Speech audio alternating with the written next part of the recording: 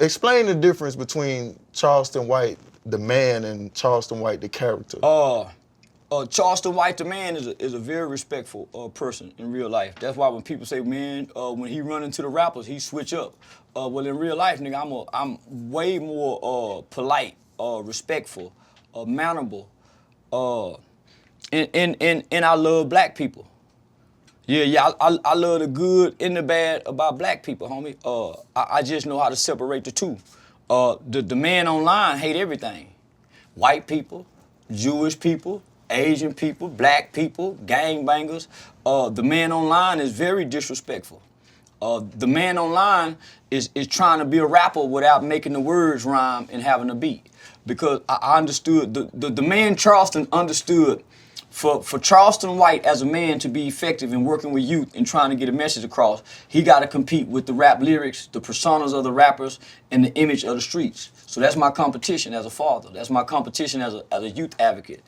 That's my competition as a mentor. That's my competition if I was coaching football.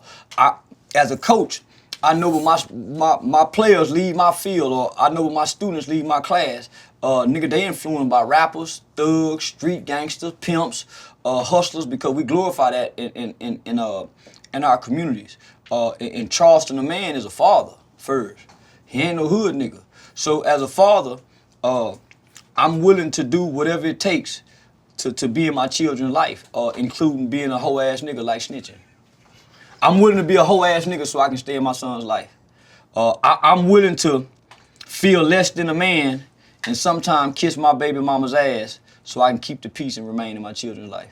So I'm willing to do whatever it takes, jump through whatever hoops that I gotta jump through to remain a father.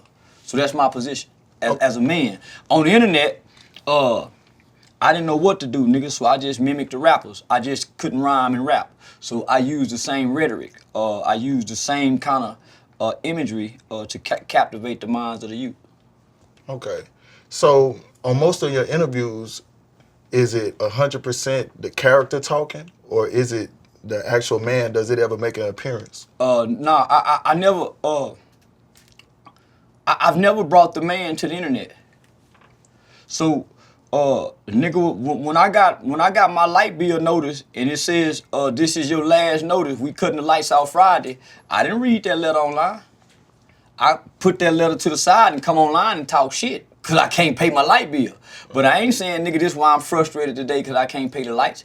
I'm just using this platform to voice my frustration and not hold it in. And in the process, I would pick on niggas who would say something. So I don't know who to talk about unless you get in the comment section and say something. I don't know nobody. I don't know what to say until somebody say something about me. Other than that, I'm just online saying, fuck you, bitch ass nigga, you hoe ass nigga shooting up the neighborhood. So I'm just saying bitch ass nigga, and niggas start making themselves the bitch ass niggas. So I never said any names. It wasn't until a nigga say my name. And so yeah, no, I never had a target. I just had broad statements I was making. See what I'm saying? Yeah, nigga, you bitch ass nigga running down there, you shoot up the neighborhood, but you hoe ass nigga go to jail and go sharing bowls, nigga, and kiss the white man ass. So I don't know who I'm talking to. I don't know a nigga offended till he let me know he offended. But for the most part, I'm just talking to the culture.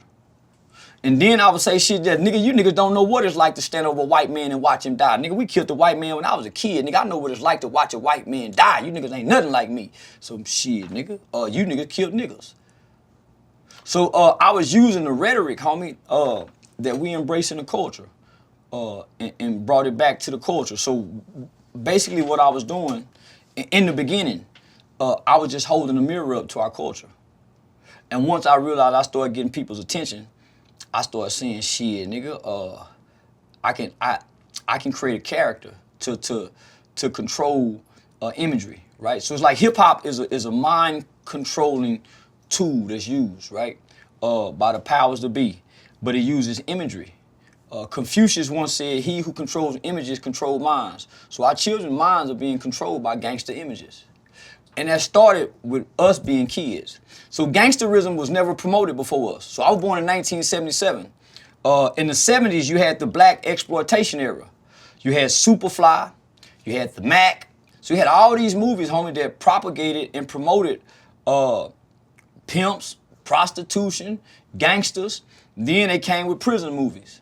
And then that's when we started embracing the prison culture. And we had a whole segment of what Penitentiary 1, Penitentiary 2, Penitentiary 3 of a character by the name of Too Sweet. And Too Sweet was a little old yellow handsome nigga with a fro and could fight like a motherfucker in prison. And I remember when I first saw Penitentiary 1, all my uncles had been to prison. All my mama's male cousins. So every man in my family has been to prison. And I've never heard nobody come back from prison and say anything bad about it. So I grew up believing going to prison was a part of manhood for a black boy. So nigga, when I was in the 5th grade, me and my friends used to talk about what we was gonna do when we got to prison. We was already trying to get our walk down packed. Cause we believed going to prison what made a nigga a man. And I wanted to be a man like Uncle Wayne.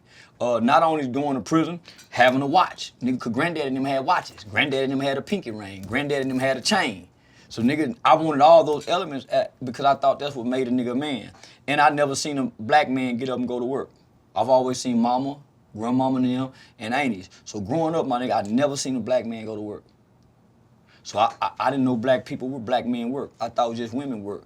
I saw niggas that laid around, that was cool and fly in the streets, and they was players. They wake up at a certain time, go in their mirror, get clean, put on them fresh clothes, earn their clothes, clean they all-star, spray Jerry curl juice in their Jerry curl, and go outside and be players and max. I thought that's what the black life was about for a man. So that's what I went after, homie. So when I came to the internet, nigga, I understood that Dolomite was a character, Tupac was a character, Eazy-E was a character, Ice Cube was a character, but nigga, you couldn't have told me at 15 years old that Tupac wasn't really Tupac. You couldn't have made me believe, nigga, when I was breaking windows and stealing cars, that Ice Cube wasn't no real gangster. I grew up believing that. So imagery played a big part in me creating a character online to try to get everybody's attention. And I was doing a lot of youth advocacy work. So at the time, homie, we was working on getting juvenile life without parole abolished in America. And wouldn't nobody join in, homie. So when people realized that at that time, nigga, was 13-year-olds and 14-year-olds who was committing crimes in America who was being sentenced to life without parole, meaning they would go die in prison.